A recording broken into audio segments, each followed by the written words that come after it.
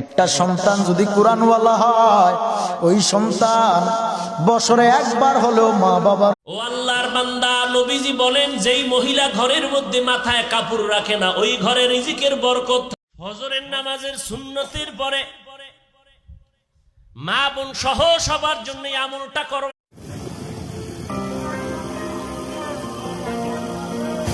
$10 বেশি দিচ্ছেন, নিবা না? তোমার স্বামী যে কত কষ্ট করে তুমি যদি দেখতা, জীবনে স্বামীর সাথে চোখও গরম করে তুমি তার। পয়গম্বর মুসা নবী আল্লাহর কাছে কথা বলার জন্য যাচ্ছে, এমনি একজন ধনী লোকের সাথে সাক্ষাৎ।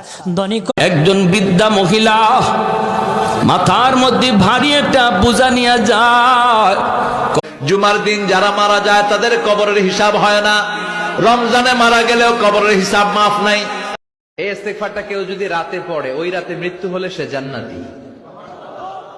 এই ইস্তেগফারটা যদি কেউ